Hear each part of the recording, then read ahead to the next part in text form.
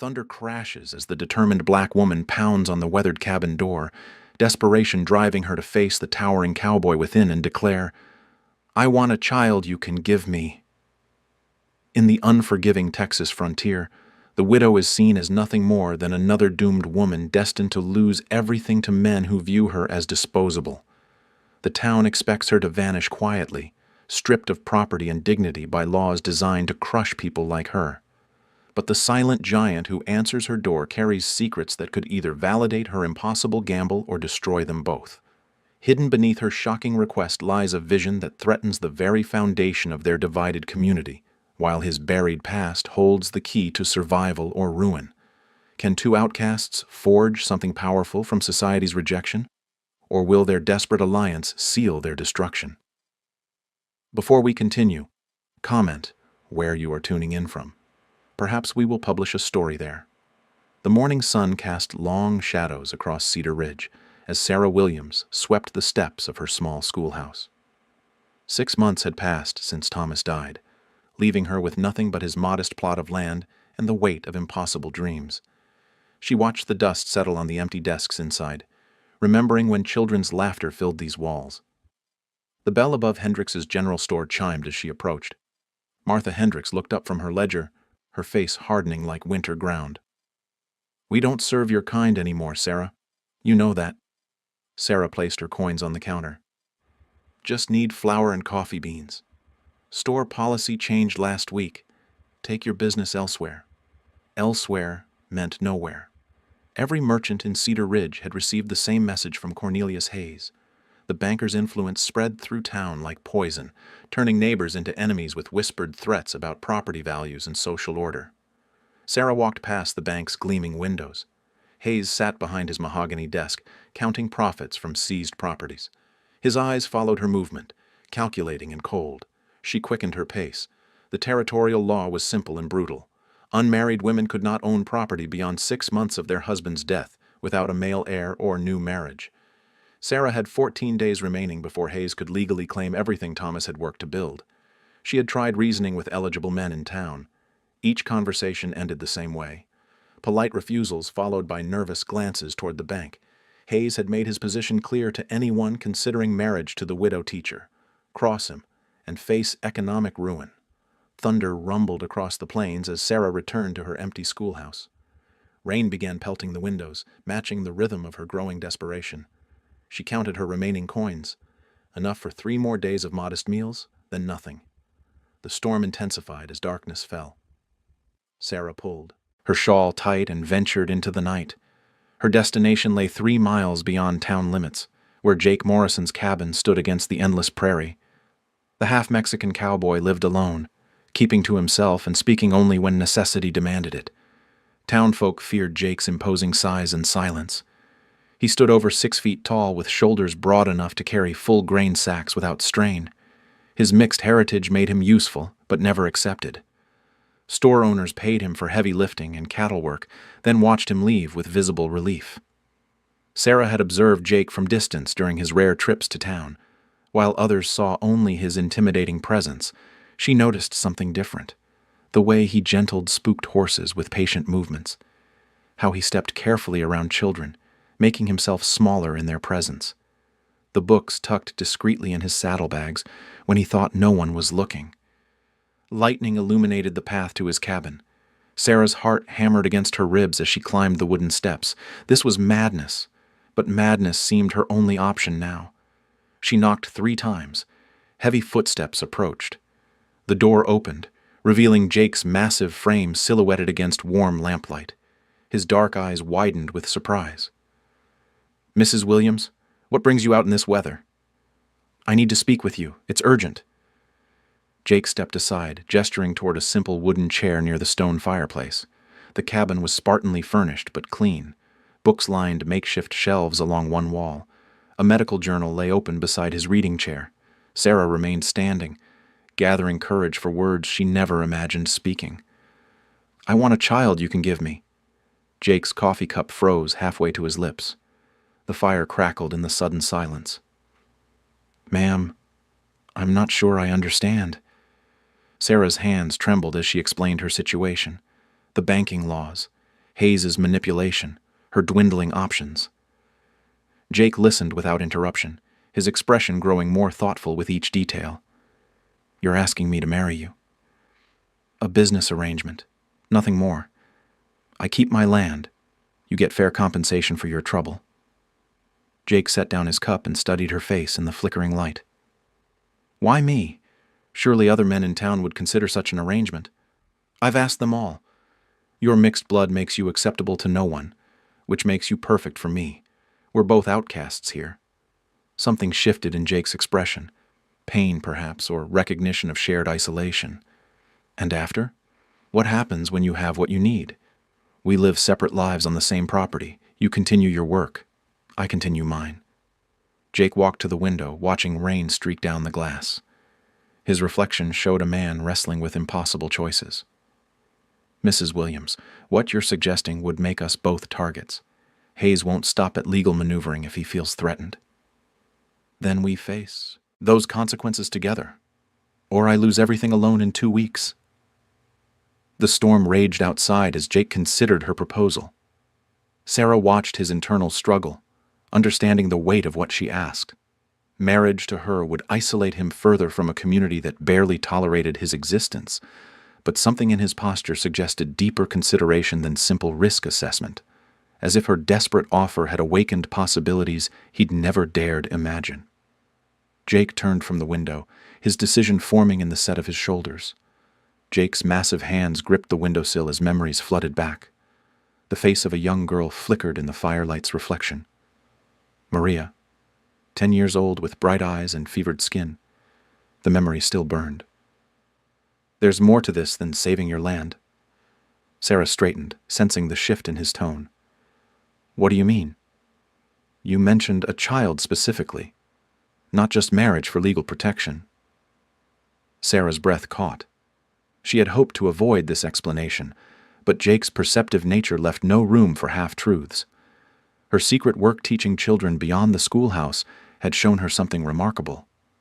"I've been educating children the town refuses to acknowledge. Mexican families, former slaves, mixed heritage children like yourself." Jake turned from the window, his full attention focused on her words. "These children face hardships. Others never will. But they develop something extraordinary in response. Resilience. Intelligence that bridges different worlds. Strength born from necessity." The fire popped, sending sparks up the chimney. Jake's expression revealed nothing, but his stillness suggested deep listening. A child of our union would inherit that strength. They'd face challenges, yes, but they'd also possess opportunities neither of us ever had. The chance to belong to multiple worlds instead of being rejected by all of them. Jake's jaw tightened. The memory of Maria's final moments rushed back with crushing force. She had died because no doctor in Cedar Ridge would treat a half-breed child. Her fever had broken his heart and forged his determination to never feel that helpless again. "You believe our child could bridge what we never could."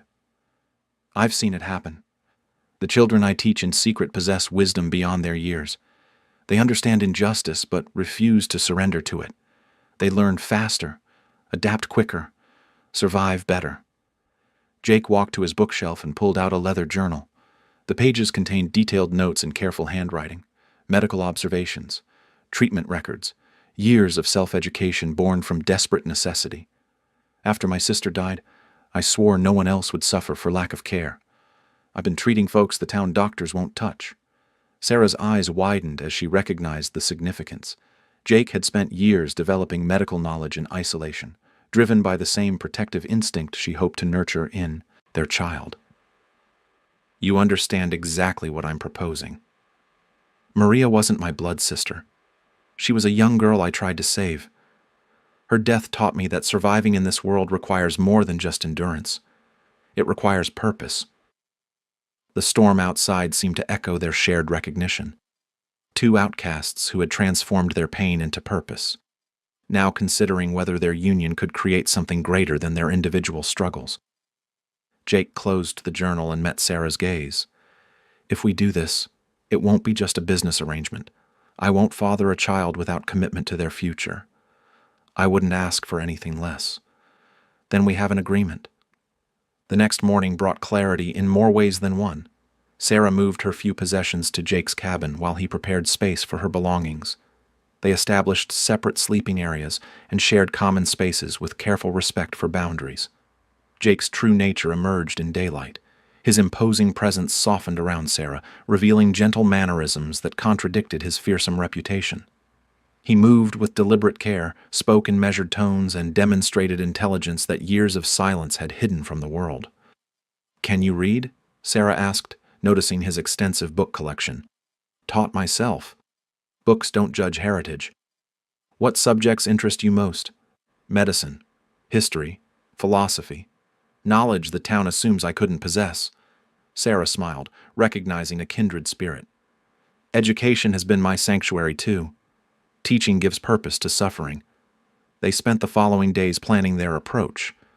Marriage required witnesses and legal documentation. The ceremony would need to occur in town, subjecting them both to public scrutiny and potential hostility. Jake surprised Sarah by revealing his familiarity with territorial marriage laws. His self-education extended far beyond medical knowledge into legal matters that could protect their union from future challenges. "Hayes will try to invalidate the marriage. We need documentation that leaves no room for legal manipulation." "You've thought about this before." "I've watched him destroy other families. Preparation is survival." Sarah began showing Jake her secret teaching methods. Hidden among his property were caves where she could continue educating children without town interference. Jake's protection would allow her to expand her work beyond what had been possible before. "How many children have you been teaching?" 15 regularly. More when families feel safe enough to bring them. Jake's respect for Sarah's courage grew with each revelation. She had risked everything to provide education where none existed, driven by the same protective instinct that motivated his medical work. "After we marry, this work continues, with full support. The town will eventually discover what we're doing. Let them. Some things matter more than social acceptance." As their wedding day approached, Sarah and Jake found their arrangement evolving into genuine partnership. Shared purpose created deeper connection than either had anticipated. Their union would save Sarah's land, but it might also create something neither had dared imagine: the possibility of belonging somewhere, with someone who understood the weight of being permanently outside society's acceptance.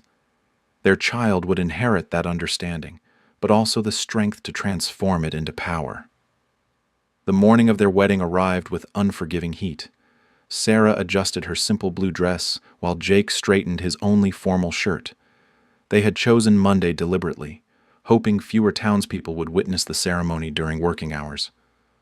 Father McKenna waited at the small chapel, his weathered hands clutching the marriage register.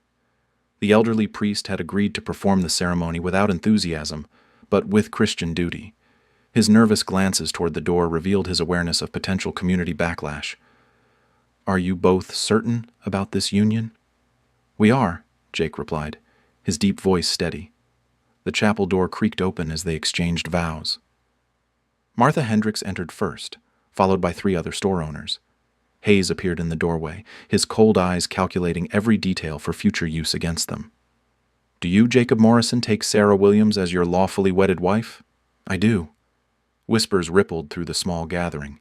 Hayes made notes in a leather journal, documenting witnesses and legal details with predatory precision. "Do you, Sarah Williams, take Jacob Morrison as your lawfully wedded husband?" "I do." Father McKenna completed the ceremony with unusual haste. The marriage certificate bore official seals that would protect Sarah's property rights.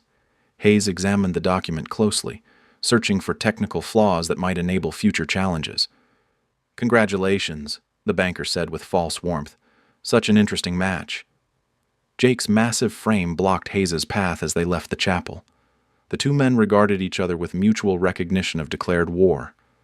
Sarah slipped her arm through Jake's, presenting a united front to their critics.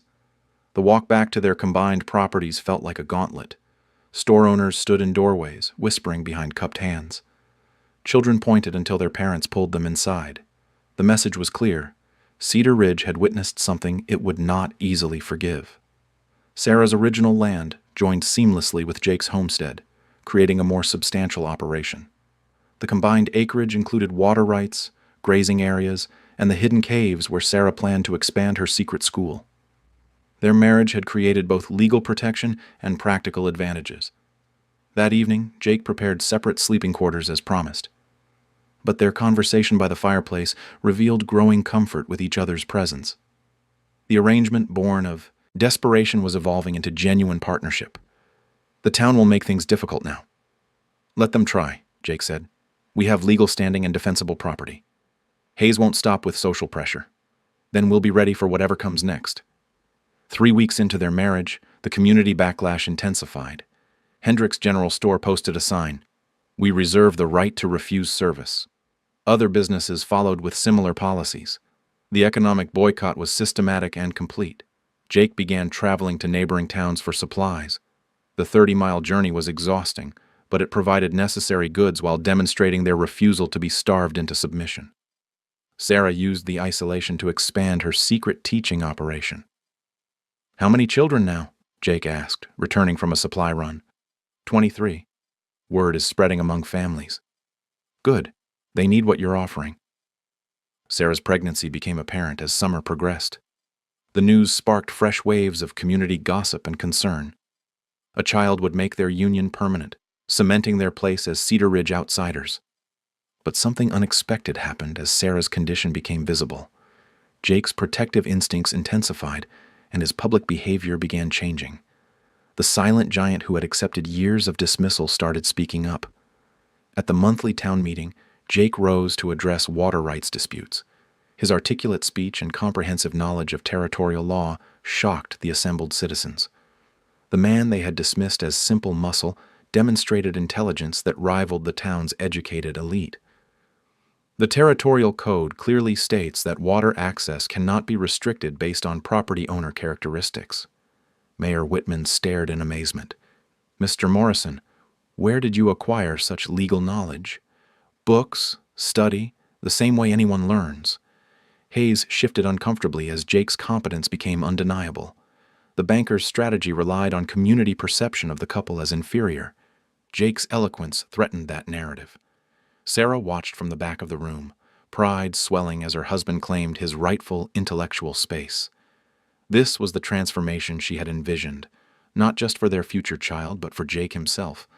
After the meeting, several townspeople approached Jake with new respect. His years of silent observation had equipped him with detailed knowledge of community issues. Problems that had festered due to poor leadership suddenly had thoughtful solutions. "Never knew you had such learning," said Tom Fletcher, the blacksmith. "Never had reason to share it before." Sarah's secret school faced discovery when a parent mentioned their child's improved reading skills at the general store. Martha Hendricks immediately reported the information to Hayes, who saw opportunity in the revelation. "Illegal education of mixed children," Hayes announced at the next town meeting. "Violation of territorial education codes." The accusation created division among townspeople. Some supported Hayes's position, viewing integrated education as dangerous precedent. Others recognized the value of Sarah's teaching, having witnessed their children's intellectual growth. Jake stood to defend his wife's work. "Education benefits everyone. Knowledge doesn't recognize racial boundaries." "But the law does," Hayes replied. "Territorial codes specify separate educational facilities." "Show me the specific statute," Hayes faltered, unable to cite precise legal language. Jake's challenge exposed the banker's reliance on intimidation rather than legal authority. The community began recognizing patterns of manipulation that had controlled them for years. As autumn arrived, Sarah's pregnancy advanced visibly. Their child would be born into a changing world, shaped by parents who refused to accept society's limitations. The marriage that began as desperate necessity had become something neither expected, a partnership based on mutual respect, shared purpose, and growing love that would soon bring new life into their transformed world. Winter's first storm struck Cedar Ridge with unexpected fury. Sarah's labor pains began as wind howled through the cabin walls, each contraction matching the thunder outside. Jake moved with practiced efficiency, gathering supplies and preparing the bedroom with movements born of experience nobody knew he possessed. "The midwife," Sarah gasped between waves of pain. "Mrs. Patterson won't come, not for us." Sarah gripped the bedpost as another contraction seized her body. The baby was coming whether the town approved or not. Jake's calm presence steadied her panic as he assessed the situation with clinical detachment. "I've delivered babies before." "When?" "Mexican workers' families. Their women couldn't afford doctors." Jake's hands moved with surprising gentleness as he examined Sarah's condition. His touch revealed medical knowledge that contradicted everything the town believed about his capabilities. The silent giant had spent years developing skills that would save lives. Sarah's labor intensified as the storm reached its peak. Jake prepared clean linens and heated water with methodical precision. His movements showed familiarity with medical procedures that spoke of extensive practice under difficult conditions. "How many deliveries?" "Enough to know complications when I see them." The baby was positioned wrong. Sarah's narrow frame and the child's size created dangerous circumstances that required immediate intervention. Jake's medical training, hidden for years behind silence and assumed ignorance, emerged as their salvation. "I need to turn the baby." His skilled manipulation guided their child into proper position while Sarah fought through waves of agony. The procedure required knowledge of anatomy and birthing techniques that no simple cowboy should possess. Hours passed with Jake monitoring Sarah's progress like a trained physician. His bedside manner revealed compassion developed through treating people society had abandoned. Every decision demonstrated medical understanding earned through desperate necessity. The cabin door burst open as Mrs. Patterson arrived, soaked from the storm and reluctant to be there. Tom Fletcher had convinced her to come, arguing that Christian duty transcended social prejudice. "What's happening here?" "Difficult labor. Baby was breech." Mrs. Patterson examined Sarah and stared at Jake in amazement.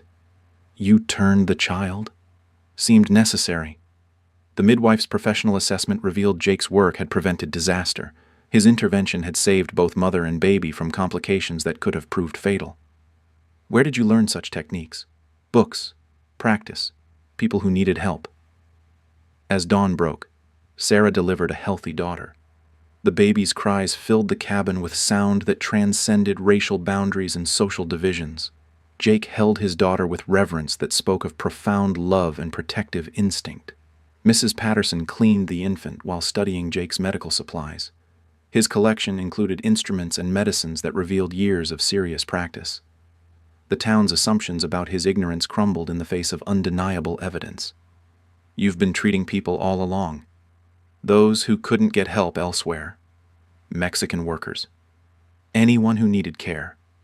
Sarah watched Jake cradle their daughter, understanding the depth of his hidden compassion. The man who had saved her from financial ruin had also saved countless lives through secret medical practice. Mrs. Patterson's attitude shifted as she witnessed Jake's skill. Professional respect replaced social prejudice as she recognized his genuine medical knowledge. The midwife had delivered babies for 30 years, but Jake's technique impressed even her experienced eye. "The fever that took the Hernandez boy last spring? I treated him, saved 2 others from the same illness. The broken leg that healed perfectly after Doc Williams said it couldn't be set? Set it myself, checked healing progress for months." Each revelation transformed the midwife's understanding. Jake had operated an underground medical practice for years, providing essential care to people the established doctors refused to treat. His silence had protected both his patients and himself from community backlash. Word of the successful delivery spread through town, with Mrs. Patterson as reluctant messenger.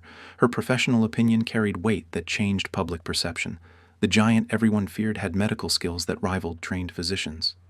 Tom Fletcher arrived with news that shifted everything. "Hayes has been asking questions about property seizures. Territorial authorities are investigating." Jake's documentation of Hayes's illegal activities had reached official attention. The evidence gathered through years of careful observation was being reviewed by federal investigators. What kind of evidence? Land deeds, forged documents, witness testimony. Sarah realized Jake's legal knowledge extended beyond marriage certificates. He had been building a case against Hayes that could expose systematic fraud affecting multiple families. Their daughter slept peacefully as Jake explained his strategy. Years of apparent passivity had masked careful investigation of Hayes's criminal activities. The banker's downfall had been orchestrated by the man he most dismissed. "You planned this from the beginning." Some plans take years to mature. Mrs. Patterson prepared to leave as the storm subsided. Her parting words carried grudging respect for what she had witnessed. That child was born into good hands. Jake's medical reputation spread through whispered conversations among families he had helped. Mexican workers shared stories of successful treatments. Former patients emerged from silence to acknowledge his skill. The town's perception shifted as hidden truths became public knowledge. The silent giant possessed intelligence and compassion that shamed those who had dismissed him. His marriage to Sarah was no longer seen as desperate convenience, but as union between two remarkable people. Sarah held their daughter while watching Jake organize medical supplies. Their child would grow up knowing her father as healer and protector, not the frightening figure others had imagined. The baby they had created was already changing their world in ways neither had expected. Federal Marshal Davis arrived in Cedar Ridge 3 days after Hope's birth. His weathered face and official badge commanded immediate attention as he rode down Main Street toward the bank. Jake's carefully documented evidence had triggered a territorial investigation that would reshape the town's power structure. Hayes sat behind his mahogany desk when the marshal entered. The banker's confident demeanor cracked as Davis placed a thick folder of documents before him. Years of Jake's meticulous record-keeping had created an undeniable case of systematic fraud. These property seizures show interesting patterns, Mr. Hayes. Jake had documented every illegal land grab with dates, witnesses, and forged document analysis. His legal research had identified territorial statutes Hayes had violated repeatedly. The evidence revealed corruption extending far beyond Sarah's case. I'm sure there's been some misunderstanding. 17 families have lost property through questionable legal maneuvering, all following identical patterns. The marshal's investigation exposed Hayes's method of targeting vulnerable property owners with fabricated legal technicalities. Widows, immigrants, and mixed heritage families had been systematically stripped of their land through fraudulent documentation. Jake's intelligence network among the town's outcasts had provided witness testimony that corroborated every accusation. Mexican workers, former slaves, and dismissed families had shared their experiences with the only person who would listen and believe them. Mr. Morrison's documentation is quite comprehensive. Hayes's face reddened as he realized the scope of Jake's investigation.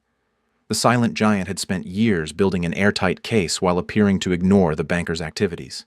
Every seized property had been researched, every forged document identified. That half-breed has no legal standing.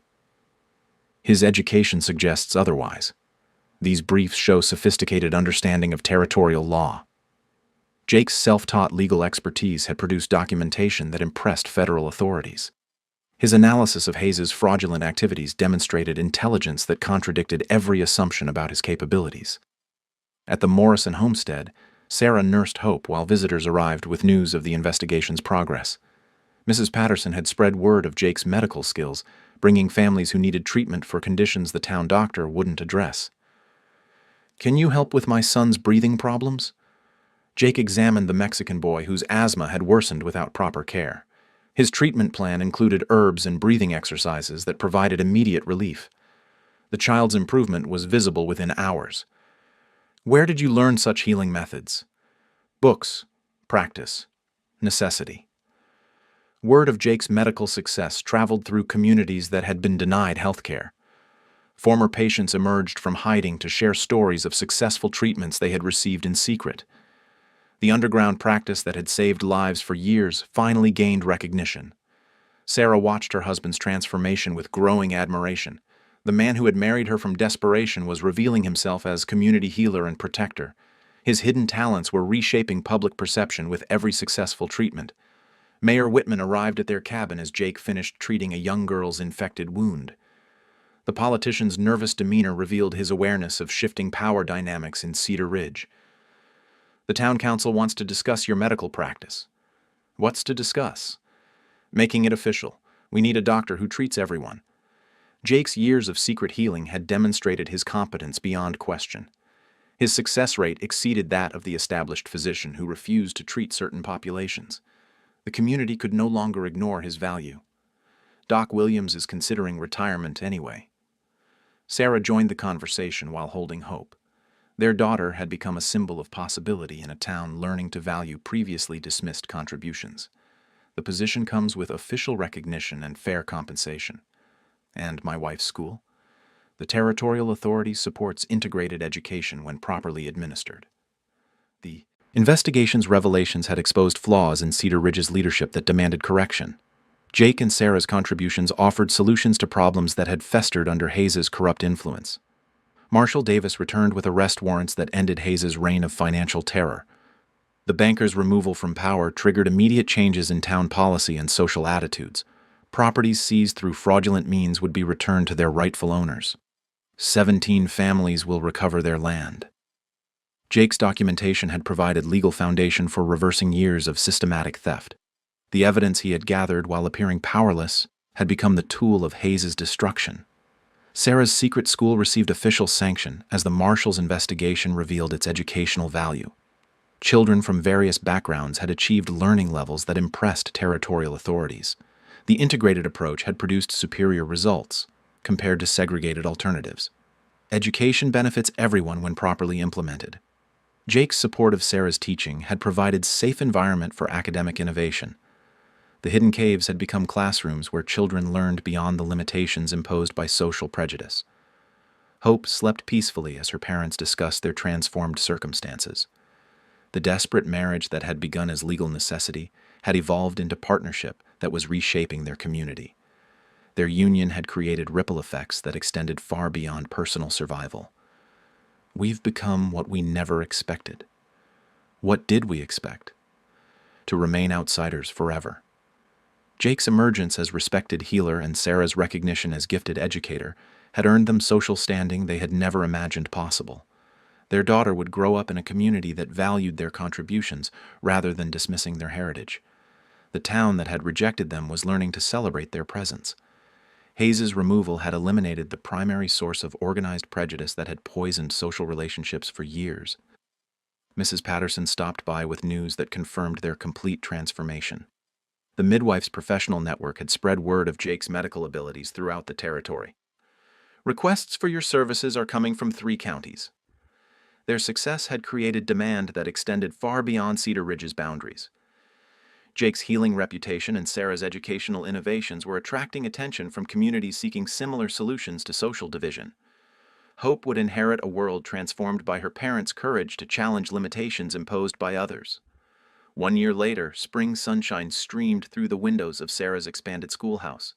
Children of every background filled the desks, their voices blending in harmonious recitation of arithmetic tables. Hope sat in her cradle nearby, gurgling contentedly as her mother guided young minds through lessons that would have been impossible just months before. "Mrs. Morrison, Tommy learned his whole alphabet this week," announced Maria Gonzalez, her dark eyes bright with pride. Sarah smiled at the Mexican girl whose intelligence had flourished under proper instruction. The integrated classroom had proven what she had always believed. Children learned best when diversity was celebrated rather than suppressed. Through the window, she watched Jake emerge from his medical clinic across the street. His practice had grown beyond anything Cedar Ridge had ever seen. Patients traveled from distant counties seeking treatment from the doctor who saw ability rather than appearance. The town square bustled with activity that reflected fundamental changes in social structure. Former outcasts now operated successful businesses. Families that had hidden in shadows participated openly in community life. The economic prosperity that followed social inclusion had surprised even the most progressive residents. Mayor Whitman approached Jake outside the clinic, carrying official documents that required medical review. The politician who had once ignored the silent giant now sought his expertise on public health matters affecting the entire territory. The Territorial Health Board wants your input on medical standards. What kind of standards? Treatment protocols for rural communities. Your success rates have attracted official attention. Jake's innovative approaches to frontier medicine had produced outcomes that impressed territorial authorities. His combination of traditional knowledge with practical field experience had created treatment methods that other doctors were eager to study. Mrs. Patterson emerged from the clinic after assisting with a complicated surgery. The midwife had become Jake's unofficial partner, combining her experience with his expanding medical knowledge. Their collaboration had elevated healthcare throughout the region. The Johnson baby will make a full recovery. Good. The lung infection was more serious than expected. Your treatment saved that child's life. Jake's reputation as a healer had grown beyond Cedar Ridge's boundaries. Families brought critically ill patients from hundreds of miles away, seeking miracle cures from the doctor, who refused no one based on their background. Inside the schoolhouse, Sarah conducted afternoon lessons for adult students. Former slaves learned to read alongside Mexican workers and struggling white families.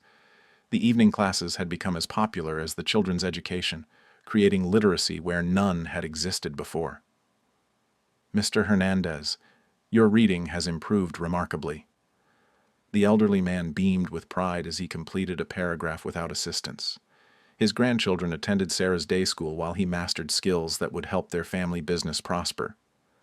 Hope began walking on her first birthday, taking unsteady steps between her parents as the entire community celebrated. The child who had been conceived from desperation had become a beloved symbol of possibility and hope for Cedar Ridge's future. Tom Fletcher lifted Hope onto his shoulders during the birthday celebration. The blacksmith who had once viewed Jake with suspicion now considered him family. The bonds forged through mutual respect had created relationships stronger than blood. This little one will grow up in a different world than we did. A better world, Sarah replied, watching her daughter laugh with children of every heritage. The economic transformation had been as dramatic as the social changes. Property values had increased as the community's reputation for inclusion attracted new residents. Businesses thrived when they served all customers equally. The prosperity that followed justice had vindicated every risk Jake and Sarah had taken. Hayes's former bank building now housed a community center where town meetings included voices that had been silenced for decades. Decisions were made through inclusive discussion rather than authoritarian decree. The democratic process had flourished once systematic oppression ended. Jake's medical practice occupied a newly constructed building that reflected his elevated status. The facility included separate examination rooms, a surgical area, and living quarters for patients requiring extended care. The investment demonstrated the community's commitment to quality health care for all residents. Sarah's school had expanded into a 3-room building that accommodated growing enrollment. Children from neighboring communities traveled daily to receive education that prepared them for opportunities their parents had never imagined possible. The integrated approach had become a model for territorial educational policy. As evening approached, the Morrison family gathered around their dinner table in the enlarged cabin that had become a gathering place for community leaders.